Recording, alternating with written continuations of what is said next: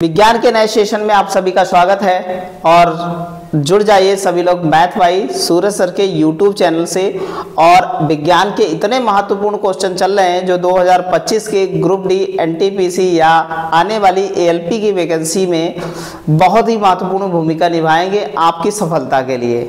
ठीक है, तो बहुत ही अच्छे से सारे क्वेश्चंस लर्न कीजिएगा और स्टार्ट करते हैं आज का सेशन। और सारे सेशन आपके लिए जो पीछे सेशन कराए गए या जो आगे सेशन कराए जाएंगे सारे आपके एग्जाम की दृष्टि से बहुत ही महत्वपूर्ण होंगे। और इनकी पीडीएफ अगर चाहते हैं तो जाएंगे हमारे Telegram channel maths by Suraj sir के चैनल पर और वहां पर इनकी पीडीएफ आपको मिलेंगी। ठीक है, तो स्टार्ट करते हैं। आज का जो है पहला क्वेश्चन हमारा है, बहुत अच्छा क्वेश्चन है, समझिएगा। कह रहा है रेफ्रिजरेटर का हिमकरण, कह रहा है जो फ्रीजिंग कक्ष होता है, जो फ्रीजर होता है, उसे ऊपर क्यों लगाया जाता है। आपने देखा होगा आपके सबके में फ्रिज है, रेफ्रिजरेटर का मतलब फ्रिज है, तो फ्रिज का जो कक्ष है वो ऊपर क्यों लगाया जाता है। तो आप एक बात समझिएगा, तो एक थ्योरी कह रहा है कि जो एयर होती है ना, एयर होती है वो क्या होती है, हॉट एयर जो होती है, हॉट एयर जो होती है, जो हॉट एयर होती है वो ऊपर की ओर उठना स्टार्ट करती है, ऊपर की ओर उठती है। और जो ठंडी हवा होती है, वो ठंडी एयर होती है, जो कोल्ड एयर होती है, कोल्ड एयर होती है, वो नीचे की ओर जाती है। इसीलिए जो है हम लोग क्या लगाते हैं, फ्रीजर ऊपर लगाते हैं, उसमें टकरा करके ठंडी होकर के फिर नीचे हवा आ जाती है। तो इसमें जो है ऑप्शन कौन सा हो जाएगा हमारा, तो इसमें हो जाएगा जिसमें वह संवाहन धारा के समुचित वाहन प्रवाह से सारे भीतरी भाग को ठंडा कर सके। ऑप्शन नंबर क्या हो जाएगा, सी हो जाएगा। बहुत ही अच्छे से सारे क्वेश्चंस को ऐसे ही बनाते हुए चलेंगे हम लोग। कह रहा है रंगबंधक वह पदार्थ है जो क्या करता है, रंगबंधक। तो रंगबंधक वो पदार्थ होता है जो कपड़ों पर रंग का पक्का करने का काम करता है। ऑप्शन नंबर क्या हो जाएगा, ए हो जाएगा। बहुत ही अच्छा सवाल है और कई बार एग्जाम में यही सवाल क्या होते हैं, पेपर में गलत होते हैं। ठीक है, अगले सवाल की ओर आगे बढ़ते हैं। अगला सवाल है आसानी से रिलोकेट को की जा सकने वाली, क्वेश्चन नंबर 3 है, कह रहा आसानी से रिलोकेट की जा सकने वाली क्या है, लैंग्वेज कौन सी है। ऐसी कौन सी लैंग्वेज है जिसको आसानी से रिलोकेट किया जा सकता है, तो बताएंगे कौन सी, मशीनी लैंग्वेज को किया जा सकता है। ये बात हमको ध्यान में रखनी है, या कंप्यूटरीकृत लैंग्वेज को किया जा सकता है। अगले क्वेश्चन की ओर आगे बढ़ते हैं। अगला क्वेश्चन है मदरबोर्ड में क्या है जो मदरबोर्ड पर सीपीयू को दूसरे पुर्जों से जोड़ता है। ऐसा क्या है मदरबोर्ड में, तो आप बताएंगे क्या है, सिस्टम बस है। क्या है, सिस्टम बस है। इसीलिए क्या है, दूसरे जो है क्षेत्रों को क्या है, दूसरे पुर्जों को जोड़ा जाता है वहां पर। ठीक है, चलते हैं अगले क्वेश्चन की ओर। बहुत ही जबरदस्त क्वेश्चन है, निम्नलिखित में से कौन सा ऊर्जा का समृद्ध स्रोत है, तो बताएंगे कार्बोहाइड्रेट। ऑप्शन नंबर क्या हो जाएगा, सी हो जाएगा। बहुत ही अच्छा सवाल है, देखिएगा अगला सवाल हमारा बड़ा जबरदस्त सवाल है। क्वेश्चन नंबर 6 है लबडब शब्द निम्न में से किससे संबंधित है। बहुत अच्छा सवाल है। आप कहते हैं ना लब की फीलिंग कहाँ से आती, हार्ट से आती है। तो लब, जो लब शब्द आया ना, इसकी साउंड से आया। जो ये शिथिलन और इसका संकुचन होता है और फिर क्या होता है, इसका प्रफुल्लन होता है, संकुचन होता है, प्रफुल्लन होता है। तो ये जब सिकुड़ता है और फूलता है तो इसमें आवाज आती है, लबडब लबडब लबडब की आवाज आती है। तो वो किससे संबंधित, हार्ट से संबंधित है। तो सभी लोगों ने लब बताया कि भैया जो प्यार और इमोशन क्या है सब हार्ट से, लेकिन ऐसा है नहीं, हार्ट से नहीं है, वो सब दिमाग का खेल है। आप चक्कर में मत पड़िएगा। खाली बेवकूफ जो है दुनिया है जो लव कहती है कि हृदय से होता है। हृदय से कुछ नहीं होता है, हृदय से सिर्फ रक्त का क्या होता है, पंप किया जाता है, अदरवाइज कुछ भी नहीं होता है। ठीक है, बहुत अच्छे से समझिएगा। तो ऑप्शन क्या हो जाएगा, ऑप्शन ए हो जाएगा। ठीक है, बहुत अच्छे से चलेंगे अगले क्वेश्चन की ओर। अगला क्वेश्चन है बांस का पुष्पन आने वाले अकाल का सूचक समझा जाता है। बांस के पुष्पन निम्न में से किस एक का कारण हो सकता है, ये बताइएगा। तो अगर बांस जो है, अब बहुत अच्छा लॉजिक है, समझिएगा।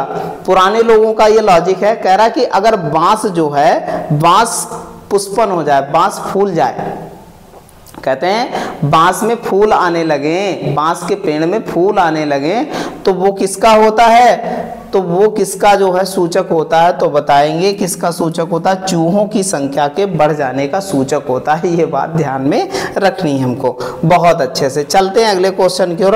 अगला क्वेश्चन है हमारा बहुत ही जबरदस्त क्वेश्चन है, समझिएगा। क्वेश्चन नंबर 8 है हमारा, निम्नलिखित में से किसकी कुसंक्रिया के कारण मानव शरीर में मिक्सिडिमा होता है। तो किसकी जो है, कौन सी चीज ऐसी है जो संक्रमित हो जाए तो मानव शरीर में क्या हो जाता है, मिक्सिडिमा नामक बीमारी हो जाती है। तो बताएंगे कौन सा, ऑप्शन नंबर डी, अबुटु ग्रंथि। अबुटु ग्रंथि जो है ये भैया वही थायराइड ग्रंथि को कहा जाता है। ठीक है, बहुत अच्छे से।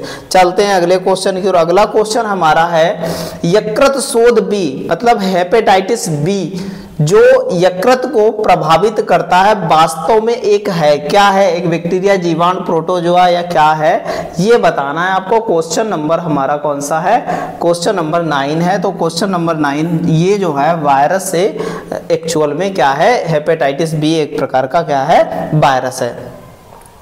अगले क्वेश्चन की ओर बात करते हैं।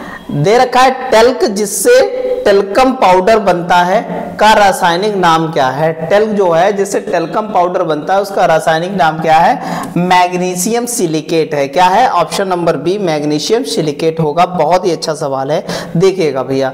सेलुलोज निम्नलिखित में से किसकी इकाई से बनता है। सेलुलोज किससे बनता है आप ये बताइएगा। तो सेलुलोज बनता है हमारा ग्लूकोज से बनता है। किससे बनता है, ग्लूकोज से बनता है।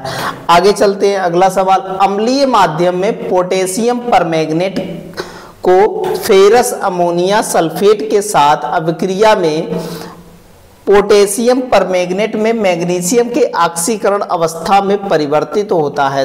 तो भैया किस में कौन से जो है यहाँ पर परिवर्तित होता है ये बताना है। तो बताएंगे क्या हो जाएगा इसमें, ऑप्शन नंबर सी, 7+ से +2 तक जो है परिवर्तित करता है, ऑक्सीकरण अवस्था में परिवर्तित कर देता है। ऑप्शन नंबर क्या हो जाएगा, सी हो जाएगा। ये बहुत ही जबरदस्त क्वेश्चन है। अगला कह रहा है कि नाइट्रोजन के निम्नलिखित ऑक्साइडों में से कौन सा एक नाइट्रिक अम्ल के एल्डिहाइड के रूप में जो है जाना जाता है। कौन सा नाइट्रेट एल्डिहाइड के रूप में जाना जाता है, तो बहुत अच्छा सवाल है। क्वेश्चन नंबर 13 कहता है कि भैया तो ऑप्शन नंबर क्या हो जाएगा, CnO2 होगा। ऑप्शन नंबर CnO2 होगा।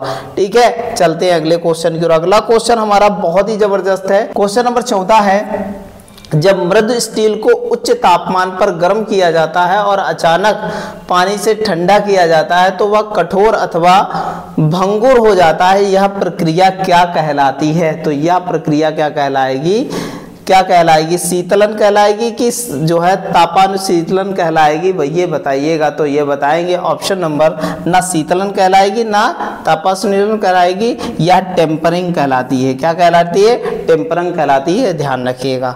अगले क्वेश्चन की ओर आगे बढ़ते हैं। अगला क्वेश्चन हमारा बहुत ही अच्छा है, शीशे के उत्पादन के समय उसमें नीला रंग लाने के लिए निम्नलिखित पदार्थों में से कौन सा एक मिश्रित किया जाता है। क्या मिश्रित किया जाए कि शीशे में जो है नीला रंग आ जाए।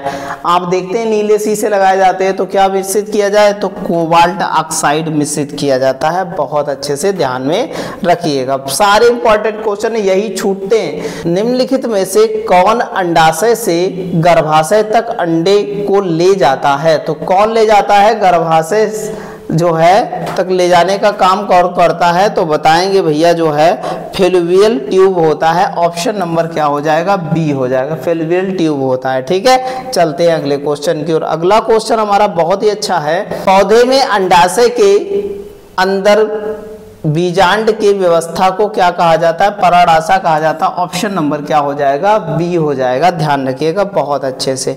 अगले क्वेश्चन की ओर आगे बढ़ते, मानव शरीर की सबसे छोटी हड्डी कहाँ पाई जाती है। तो कहाँ पाई जाती है, कान में, जिसका नाम है स्टेपीज, ध्यान रखिएगा, बहुत ही इंपॉर्टेंट है।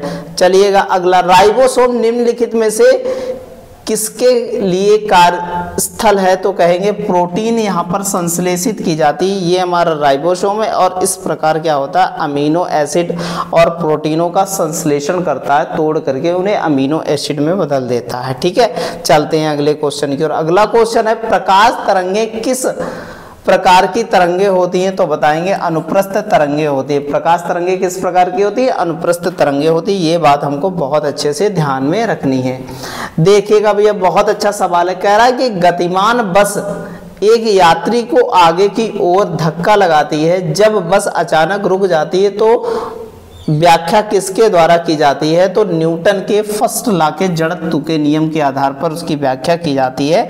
ये बात बहुत अच्छे से ध्यान रखिएगा। ऑप्शन नंबर कौन सा हो जाएगा? ए हो जाएगा। बहुत अच्छा सवाल है। अगला देखिएगा, बहुत अच्छा सवाल है। क्वेश्चन नंबर 22 है, आहार नली में अंगों द्वारा स्रावित कौन सा रस वसा के पाचन में महत्वपूर्ण भूमिका निभाता है? तो ये बताएंगे। बहुत अच्छा सवाल है और ये कई बार आया हुआ है, तो बताएंगे कौन सा? पित्त रस व क्या होता है? अग्न्यशयी रस। इस ये जो है वसा के पाचन में बहुत ही महत्वपूर्ण भूमिका निभाता है। चलते हैं अगले क्वेश्चन की ओर। अगला क्वेश्चन है, निम्नलिखित कथनों में से कौन सा सही है? पादप सूर्य के प्रकाश से प्राप्त ऊर्जा को कार्बोहाइड्रेट के रूप में संग्रहित भोजन को परिवर्तित करते हैं। बात सही है आपकी। पादपों में पर्णहरित होता है, ये भी बात सही है। पादप कोशिकाओं में कोशिका भित्त नहीं होता है, होता है बिल्कुल सेल वॉल होता है, ये गलत है। तो क्या हो जाएगा? ऑप्शन 1 और 2 सही हमारे। ठीक है, चलते हैं अगले क्वेश्चन की ओर। अगला क्वेश्चन हमारा बहुत अच्छा है। निम्नलिखित में से किस जलीय जंतु में गिल्स नहीं होते हैं? तो ब्लू व्हेल्स में नहीं होते हैं, क्योंकि ब्लू व्हेल्स स्तनधारी होता है, इसके जो है गिल्स नहीं होते हैं। ठीक है, चलते हैं अगले क्वेश्चन की ओर। आज का हमारा लास्ट क्वेश्चन है, कौन सा जीव जो है त्वचा से सांस लेता है? तो बताएंगे केचुआ जो है त्वचा से सांस लेता है। ठीक है, बहुत अच्छे से। तो हमारे सारे क्वेश्चन बहुत ही इंपॉर्टेंट है और बेहद ही इंपॉर्टेंट हैं, और इनको कहते हैं कि बहुत अच्छे से लर्न करके जाइएगा। एग्जामिनेशन में हूबहू यही क्वेश्चन मिलने वाले हैं इस बार 2024-25 के जो एग्जामिनेशन है रेलवे के। ठीक है, तो लगे रहिए इसी प्रकार। चैनल को लाइक कीजिए, शेयर कीजिए और सब्सक्राइब कीजिए। धन्यवाद।